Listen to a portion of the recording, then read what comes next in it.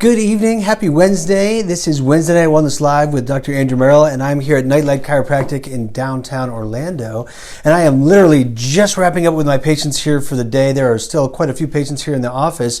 And what a great day, and what a great amount of patients that we had. And they are always asking us questions, right? So I get all kinds of questions from patients that are very similar in nature, right? So the questions that I get that are similar in nature is what led me to do this Wednesday Night Wellness Live every single week that talks about these common questions and themes that we're getting from patients that they want to know more information about.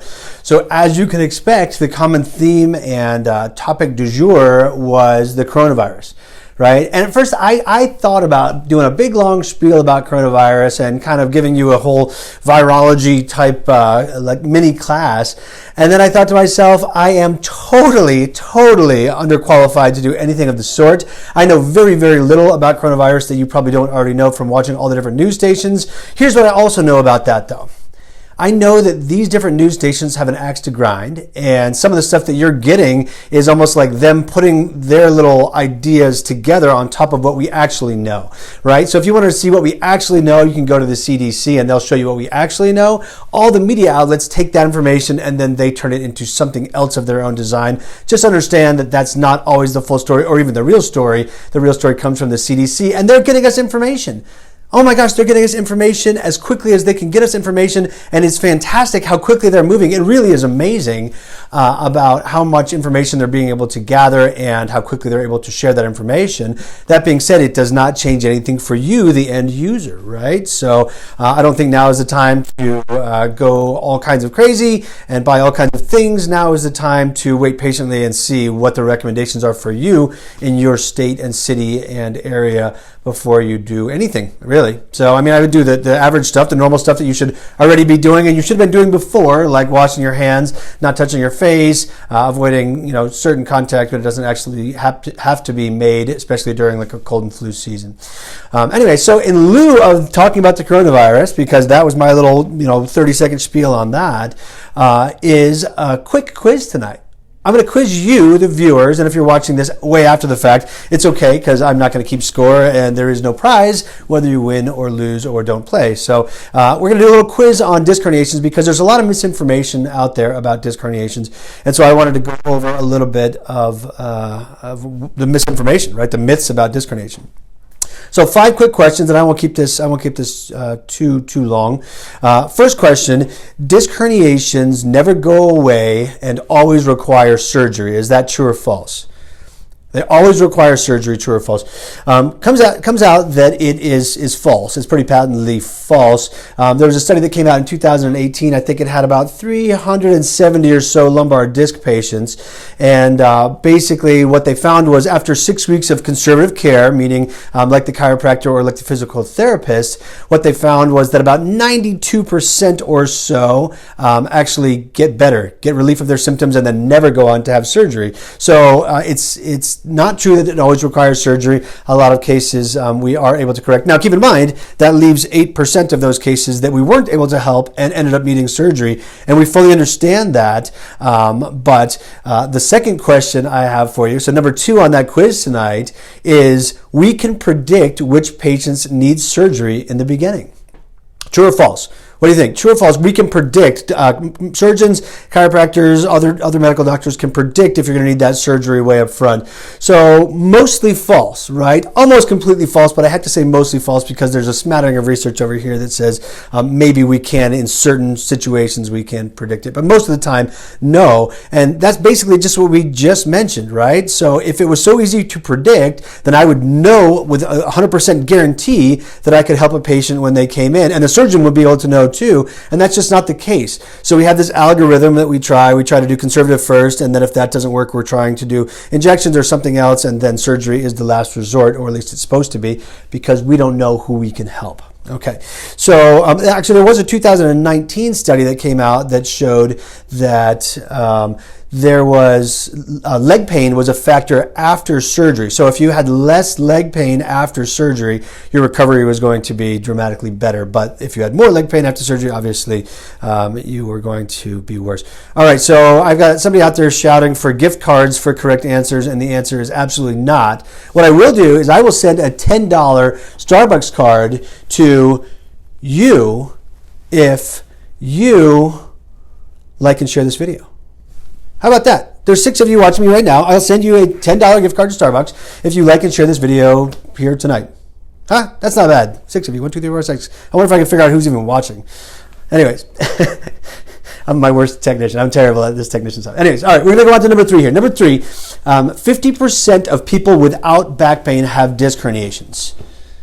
Right? That's right. Dr. Rojas here was talking about cauda equina, right? So if they have cauda equina type symptoms, which I was going to talk about a little bit further down here, but that's a saddle type pain, so pain around like the saddle straight through groin area and into buttocks, and or incontinence, so loss of bowel and bladder control. That's obviously a big red flag. We can tell that that person needs surgery.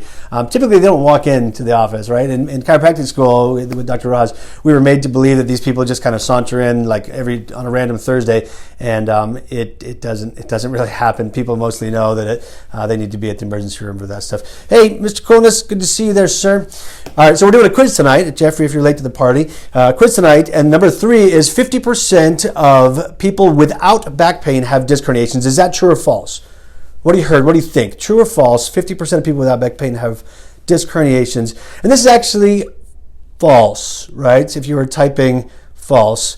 It's not 50% of people. This is from a 1984 research paper that actually looked at all types of spinal irregularities in 50% of people. That's right, you guys. I'm seeing some falses. I'm seeing some nopes. I like it, guys. Thanks for playing along. So no. Oh, see, there's true. Wrong. That's not true. It's wrong. So what they found was only about let's see, a handful of the patients that they looked at in that 1984 paper. Let's see. What am I looking at here?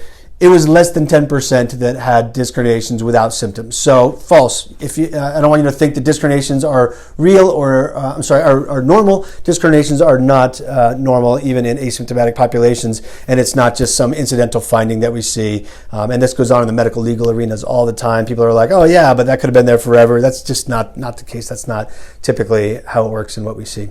All right, so we're going to go to number 4 here, and this is kind of still talking about disc herniations, but bear with me.